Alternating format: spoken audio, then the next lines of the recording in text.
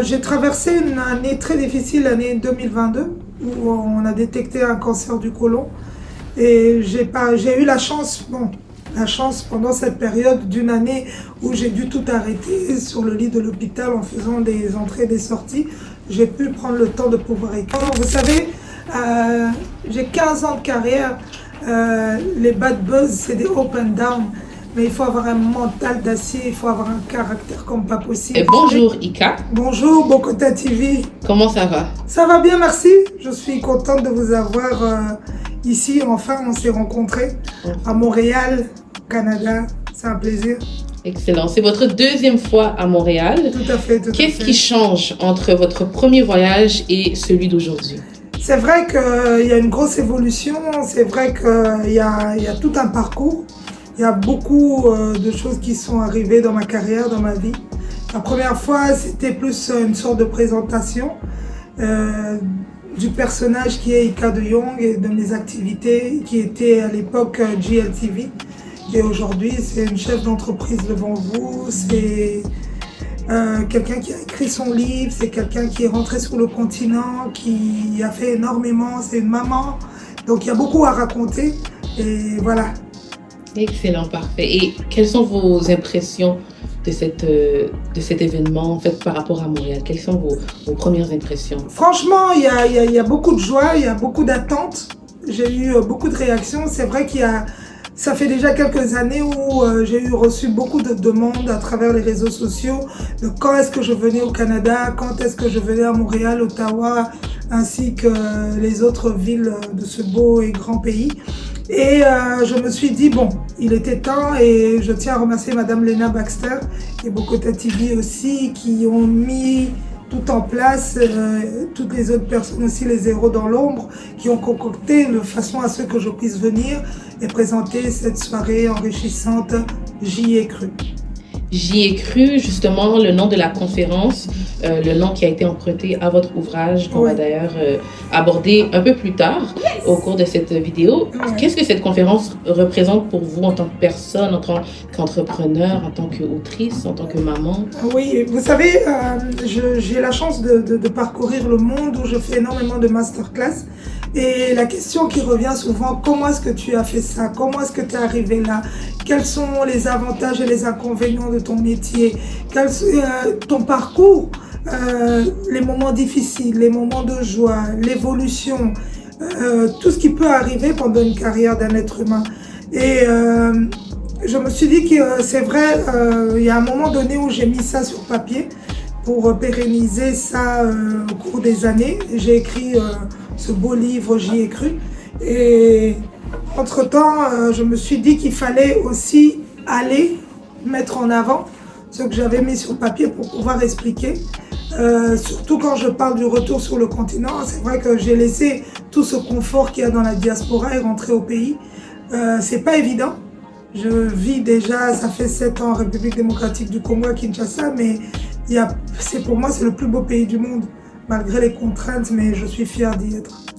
Justement, on ne peut pas parler de Ika de Jong sans pour autant mentionner votre parcours et votre retour au pays, qui a été vraiment, je pense, un tremplin dans votre succès aujourd'hui. Tout à fait. Est-ce que vous pouvez nous raconter brièvement ce que vous avez vécu justement avec le retour au pays? Bon, j'étais là, moi j'ai fait quand même 10 ans des allers-retours sur la RDC et sur le continent africain aussi. Mais je me disais qu'il y avait quelque chose qui me manquait. J'avais toujours cet appel en moi. Il faut savoir que moi j'ai quitté la République démocratique du Congo à mes 17 ans. Et je me suis dit qu'il y avait quelque chose qui manquait en moi et qu'il fallait que je rentre chez moi au pays. Et pouvoir partager cette connaissance que j'avais acquise dans la diaspora. Et je me suis décidée de rentrer. Du jour au lendemain, je me suis dit non, toute cette expertise que j'avais bâtie dans la diaspora, en Europe et partout ailleurs, je ramenais ça dans mon pays et pouvoir partager avec mes frères et mes sœurs qui y vivent et créer cette société qui est IDJ Consulting aujourd'hui. Voilà, on est là, on tient bon et voilà, on crée de l'emploi aussi chez nous et on permet à ce que tout le monde puisse se retrouver dans ce domaine-là. Parfait, excellent. On vous voit très proche des personnalités congolaises, africaines. est mondial grâce à votre travail. Ouais. Qu'est-ce qui change dans votre vie quotidienne dans le fait de côtoyer toutes ces personnalités, sachant que vous êtes aussi une mère, que vous avez aussi, j'imagine, des proches et de la famille? Bon, la seule chose qui change, c'est la partie la plus difficile, c'est que j'ai peu de temps avec les miens. Vous savez, je suis une maman, c'est vrai que c'est très difficile des fois de laisser ses enfants et d'être partis. C'est vrai qu'aujourd'hui, ils sont habitués, mais c'est toujours ce côté-là qui, quand on est parti, on a un pincement au cœur. Il y a beaucoup de fêtes familiales où j'ai pas participé, il y a des événements où toute la famille se retrouve, où je suis presque jamais là, et des anniversaires, donc tant de choses, des remises de bulletins, de diplômes et tout. Mais bon, ça fait partie du métier. Quand on commence, on se lance, on s'y habitue. Et on n'a pas le choix, il faut ramener le pain sur la planche. Donc c'est un peu ça. Parfait, le pain sur la planche. Et justement, en parlant de pain sur la planche, j'y ai cru, notre toute première rédaction. Est-ce que c'était une nécessité ou est-ce qu'on peut dire une manière pour vous de raisonner, de faire résonner ce qui était en vous? Est-ce que vous pouvez justement nous en parler? Justement, faire résonner ce qui est en moi, c'est vraiment les mots qu'il faut. J'ai traversé une année très difficile, l'année 2022, où on a détecté un cancer du côlon. Et j'ai eu la chance pendant cette période d'une année où j'ai dû tout arrêter sur le lit de l'hôpital en faisant des entrées et des sorties. J'ai pu prendre le temps de pouvoir écrire. Parce qu'écrire, c'est pas si facile que ça. Il faut consacrer du temps, il faut donner de soi, il faut donner vraiment ce qu'on a dans les tripes et mettre ça sur papier. Je tiens à remercier ma maison d'édition Eki qui s'est fait par nous, pour nous, parce que bon, il faut mettre en avant, ce sont des Congolais et qui ont permis à ceux qu'on ait ce beau livre entre les mains. Et voilà, je crois que j'ai eu une nécessité de mettre ça sur papier. À un moment donné, je me suis dit, c'est bien beau de raconter, c'est bien beau de faire des vidéos, mais en pérennisant ça comme ça par écrit, le livre fait le monde entier. Et je le remarque depuis que j'ai sorti J'y ai cru. Je ne suis pas prête d'écrire un autre parce que tellement que la demande est forte partout où je passe, même quand je vais dans des conférences qui n'ont rien à voir avec, je peux dire, la littérature, mais je me retrouve dans des endroits où tout le monde demande à chaque fois, il est où ton livre, est-ce que tu peux nous le dédicacer? Et je vois aussi les ventes sur les plateformes et tout, et je me dis que c'est incroyable. On ne peut pas imaginer, on n'écrit pas un livre pour devenir riche, mais on écrit un livre pour marquer ses empreintes. Demain, si je dois partir, je pourrais dire qu'il y a quelque chose là-dedans. Waouh, excellent. Ça me va droit au cœur ce que vous racontez ici. Et puis, justement, la conférence autour du livre va rassembler des gens de tous les horizons, et en particulier les femmes. Merci. Comment vous définissez les femmes en général aujourd'hui? Aujourd'hui, la femme, surtout la femme congolaise, je parle en général, la femme congolaise, la femme africaine, c'est le pilier de la société. Quand on fait le tour du monde et qu'on voit la grandeur que la femme apporte aujourd'hui dans le monde, la femme n'est plus celle qui reste que dans la cuisine, qui reste que à la maison. Et elle ramène énormément. On a la chance de voir dans ce gouvernement où on a le Premier ministre de la République démocratique du Congo qui est une femme, Madame Judith Suminwa Tuluka. Et entre autres, il y a énormément de ministres aussi femmes. En tout cas, ça c'est une chance qu'on a eue avec le président Félix Antoine Tshisekedi Tshilombo. C'est un plus qu'on a pu voir que la femme a sa place aussi dans la société. Et plus on avance, mieux c'est. Parce qu'on voit toutes les conférences qui sont dirigées par des femmes. On voit sur le continent africain, on voit des conférences où on se dit c'est tenu 100% par des femmes. Et on voit qu'à chaque conférence, il y a une solution. C'est pas seulement faire des conférences pour porter un badge et puis être beau et belle, mais c'est vraiment qu'on voit qu'il y a une continuité de quelque chose de positif. Et on peut dire que la femme a apporté énormément dans la société aujourd'hui. Excellent. Et puis, je trouve ça intéressant que vous mentionniez justement le gouvernement et la place de la femme dans le gouvernement congolais actuellement. Mais j'aimerais aussi mentionner votre implication, en fait, de votre boîte de communication IDJ Consulting avec le gros travail que vous avez abattu lors de la campagne présidentielle de l'actuel président Félix-Antoine Tshisekedi Tshilombo. Est-ce que vous pouvez nous en parler brièvement de votre... C'est une expérience inoubliable. Si c'était à refaire, j'allais le refaire parce que vous savez, en tant que personne de médias, on a besoin d'acquérir cette expérience pour pouvoir sentir qu'on a évolué, pour pouvoir sentir aussi qu'on a grandi. Vous savez, c'est bien beau de rester devant une caméra, mais à un moment donné, on doit tâter le terrain.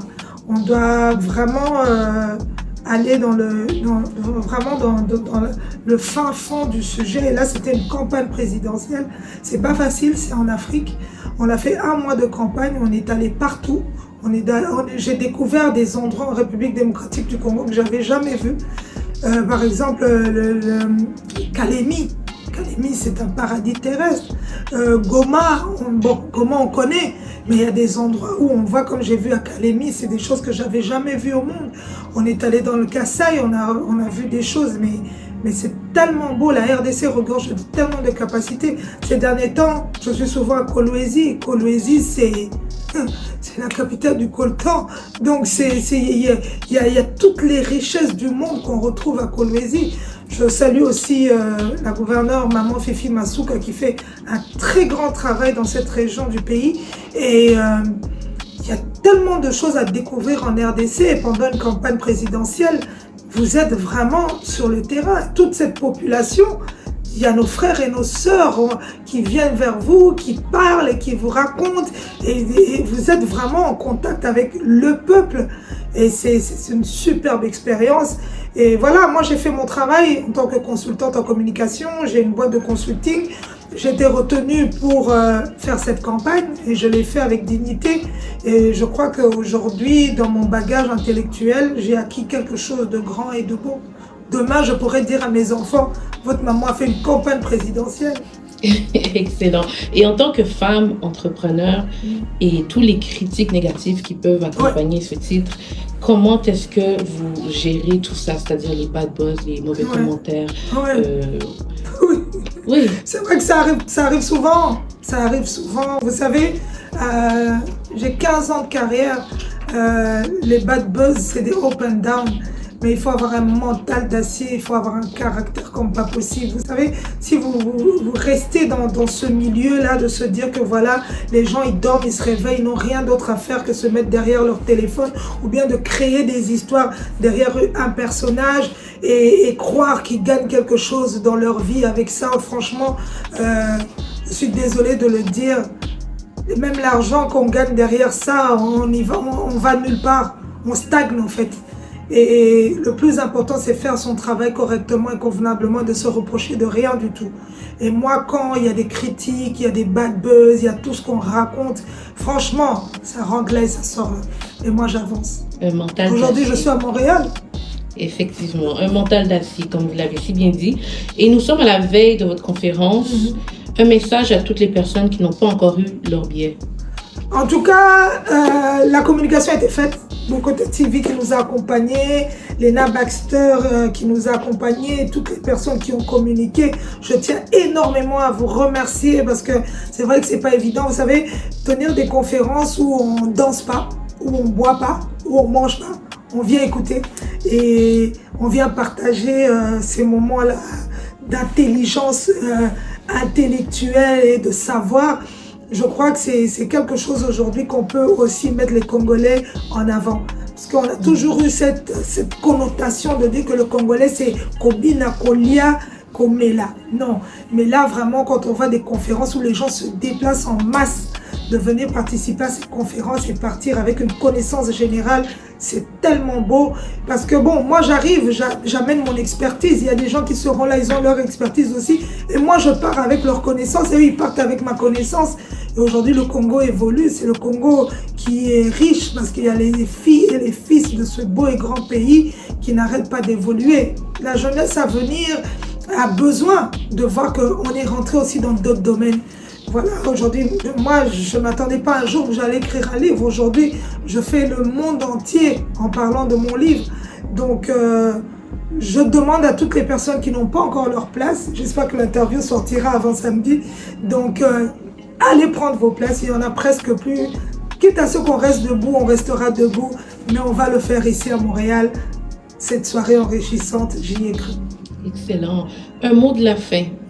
En tout cas, merci. Merci à vous tous. Merci à toutes les personnes qui ont cru en moi depuis le début. Merci à ma famille, merci aux miens. Merci à mes enfants, mes parents et voilà, toutes les personnes qui sont toujours là à me pousser, à me dire Ika, ne lâche pas, crois en toi.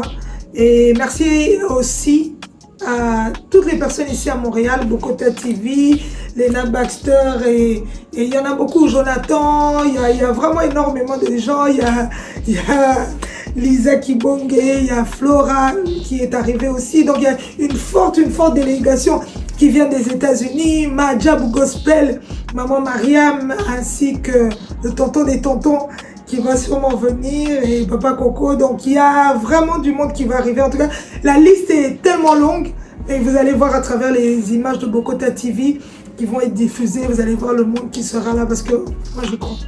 Et je sais que vous y croyez aussi. Donc on sait qu'il y aura du beau monde, on va faire un très bel événement et on marquera l'histoire des Congolais ici à Montréal.